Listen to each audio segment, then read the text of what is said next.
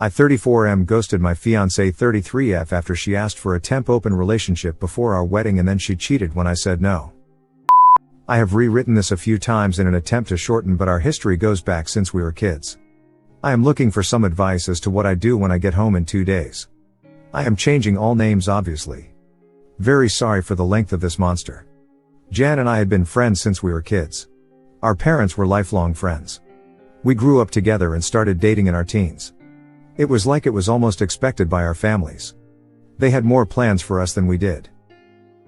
When I was going for my master's, I had to move to another city and Jen remained in our hometown working on her nursing degree. After a year LDR, we decided to remain friends and not have the pressure of our relationship control us. We both remained best friends and we both dated other people. It was weird because we both always knew this was temporary and we would end up back together at some point. I graduated and stayed in the city I got my master's in and started working in my field. I waited for a transfer back to my hometown and when I got it I was so happy. Jen was in a long-term relationship and he was a nice fellow. But I always got the feeling he was weary of our friendship. I understood the vibe and stepped back out of respect, although she and I would talk several times a year. My boss and mentor, I will call Paul 44M, was a great guy and we became good friends. He taught me the ropes and one day came down from the ivory tower and wanted to talk. He explained there was an open position in a foreign city for 2 years and it would be advertised shortly. He explained the position and even though the money wasn't huge, all expenses such as rent, hotel and expenses related to travel were covered. Basically I would be based in Tokyo and have to travel once in a while to other Asian cities for a few days here and there. I thought about it. Talked to my friends and parents. Paul said it was a bitch position but would be a great opportunity to prove myself and climb the ladder. I thought why not? I could save most of my salary and gain valuable experience. Paul said he would speak to the old man and if I wanted it he would recommend me. He explained he himself did something similar years ago and it helped his career. So off I went. The first year was horrible. Getting used to the culture and social rules. Not only in Japan but the other countries I would visit for work. One thing that surprised me was how available women were. Everywhere I went they loved foreigners. I got to sample the delights of the Orient. These weren't third world women. Most of them were highly educated. I had many FWBs and clearly told all of them I wasn't interested in long-term or marriage as I only was staying temporarily. I ended up doing 2 more years. Paul would visit several times a year on vacation or to supervise some work and I will admit we had some greasy times in a few cities, Angeles City, Philippines and a few others. Contract was over and I went back home. Put a nice down payment on a house just outside the city. After living in a city of 37 million I needed some space lol. I was home for a month and while visiting my parents Jen was there. She and the other guy had broken up a year ago and we started talking more seriously even though we always had contact over the years. We started dating again. I held off having sex as much as I wanted because I was afraid really of what would happen. I had developed an addiction of having various partners while in Asia and was trying to control that desire before Jen and I got serious. I mean everyone including Jen knew I dated, but on social media there would be infrequent photos of me and different women. My mother called me a whoremaster a few times and well, to be truthful, it kind of stung. Now is when things start to fall apart. Jan and I slept together and for lack of a better word she was very surprised. She said I was different and was never like that before. She meant it like I had gained a lot of experience, to put it nicely. She asked me some questions and I admit I did trickle truth her. I didn't tell her the exact number because even if it was divided by 3 it was scary. I had no doubt that I was and could be faithful to her. The seed I inadvertently put in her mind that night would create some serious issues later. Now of course our families were thrilled we were together. It was always supposed to be this way. We were doing great and after speaking to her parents I proposed. She moved in and everything was great. There were some what I thought were some red flags, like asking if I was happy with her. Fast forward to 2019. Wedding was planned June 2020. We all know how 2020 went, don't we? Christmas was great and close to New Year's we would have the first D-Day.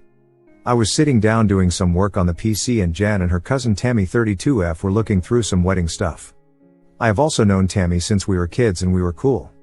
Jan asks if we can talk and Tammy walks into the living room and sits on the sofa. I went to sit at the table to talk to Jen. She starts by saying for me to not interrupt or freak out. She wants to talk about something.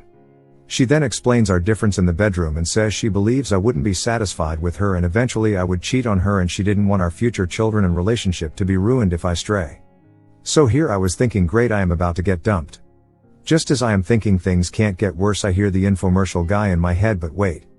There's more. Jen asks me if I was willing to open the relationship so she could gain more experience and it would help her feel less insecure. She states I should not be worried as I am the only man she ever loved and that's why none of her relationships had ever led to marriage. I did agree with her on that point as I felt the same. Now of course I think this is a joke and she is not serious at all. This really can't be happening, right? Since this was 1.5 years ago, I will try my best to recall the main points. She says she will only be with random people and never with someone we know or work with. It won't happen with the same person twice and no emotional connection. I was like, WTF. When I realized she wasn't joking, I lost my breath.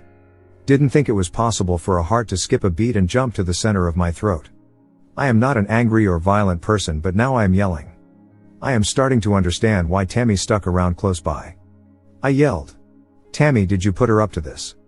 Tammy says she is just there to support Jen. Wow, thanks so much. So then Jen says I am free to do as I wish under the same rules and I said no. I am so pissed at this point and even writing this now I am raging. I then said I don't want one night stands. I just want one person. She says who? I looked at Tammy and not in the eyes and said, I want a FCK Tammy. Now I get a rise out of Jen and Tammy wasn't expecting that and she is a bit red in the face and now uncomfortable. Jen says no. She is family and someone we both know and it is gross for me to even suggest it. I am now totally in bizarro world. Where the hell did this come from? We argued back and forth for a bit and I told her if she does this the relationship is over. I am totally against this and I love her and we can work through everything together. But not this. I stormed off. Grabbed my pillow and went to the guest room. I could hear them downstairs for a bit but couldn't hear what they were saying. It would have been a hilarious joke if it didn't last for an hour of conversation. I didn't sleep all night and was a bag of SHT at work the next day. Jen started 2 weeks of night shift that day, so at least we wouldn't be home together for that time and we could both cool down and revisit this later. Dinner would be in the fridge for me every day with an I love you note. She would text frequently but I kept my answers short. Thursday night of the next week of her night shift I go to the PC to work over some files and I notice an email notification on her account and it's a hotel reservation for a good hotel that's close to my office. I know it well as I go often with coworkers. I am thinking she is supposed to be working but maybe she wants to apologize and take me for a night out. The next morning I am waiting for her text or call to invite but only asking me how my day was. Then she says she's so happy she only has to work one more night of the night shift. How does she have one more night and a hotel reservation? I was sick. Stressing in my office. Started looking through some dating sites. Especially profiles with no pics. I can't find anything. Paul pops in and asks me if I want to go for lunch and sees I am a mess. He asks what's up and I tell him. Paul is hard migtaw but has always supported my relationship with Jen. He suggests we go get lunch at Peep Hotel Restaurant and I scream no, not that place. He didn't know that part. We actually go for lunch and I am sick to my stomach. Can't eat. Don't even want to drink. He says I can't work like this and I can take as much leave as I can. Paid and unpaid if needed. I told him I can't be there at my house anymore. I can't see her and a part of me wants to believe it isn't true. I rush home and put as much of my SHT in my car as I can and go back to the office. Paul says let's go stake out the hotel and wait for her to check in. I mean I am no pie or detective. I am more like Inspector Clouseau. I was really resisting this but I really had to know.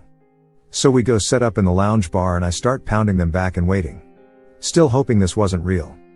Around 6:30 Paul taps me on the shoulder and there she is at the front desk and not in uniform.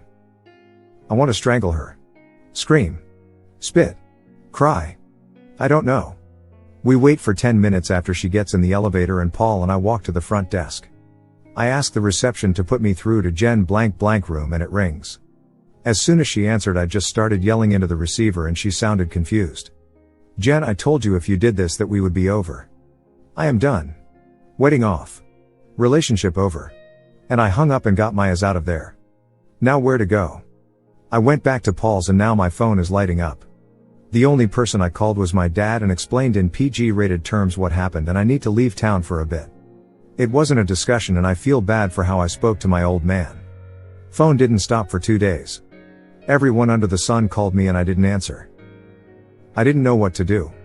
The only way I could explain how I felt was like walking around underwater. Paul mentioned some financial things I should deal with to protect myself. I wasn't even thinking about that. The house. Wedding. Loans for the car. We kept separate accounts and one for the wedding and one for house-related bills. I couldn't care less. The next day I emailed Jen and said this would be our last contact and I was leaving the city for a while and the wedding and everything else was off. I called my dad back and spoke with him at length, and while he was crushed he understood I needed time and space. He said he still hopes we could work it out. 10 days later I boarded a plane and traveled to Bali. I never answered any of her or anyone's messages or emails. I don't know if she left the hotel that night or stayed. I didn't care. I eventually landed in Bali and climbed into a bottle for the next month and went offline with the exception of my dad and work. Didn't even care if I got fired. I wish I could say I enjoyed myself but was mostly just drunk. I felt a lot of rage and shame and hate about how things went down. I kept in touch with Paul about my leave and after 3 weeks he asked if I could run back to Tokyo to look after some things.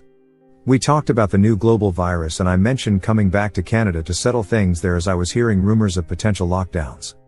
I got to Tokyo on March 1st and it felt good to get back to work even if it was just a little. After hearing lockdowns were coming, Paul mentioned me getting back to Canada, but I said May. It's only going to be 30 or 60 days. I need some time to plan my next move. 30 to 60 days. FCK me. I was still in Japan for another year before I got vaccinated. But by this time I didn't really want to go home. My house was rented out and I was talking to family but refused any info about Jen.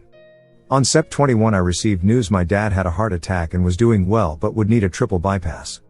This surgery is serious. Not as serious as it was 40 years ago, but I still want to see him and just in case. I know when I get home it is going to turn into a show and I really don't want that. Just want to see my folks and thank Paul for all he has done for me. Even as selfish as I was. But I know I am going to have to see her and I have no idea how I'm going to feel or think. I am so sorry for the length of this. Even still I left a lot out. Any advice, tips or insults would be appreciated. I am flying out in 4 hours and will land in about 24 hours. Thank you for watching.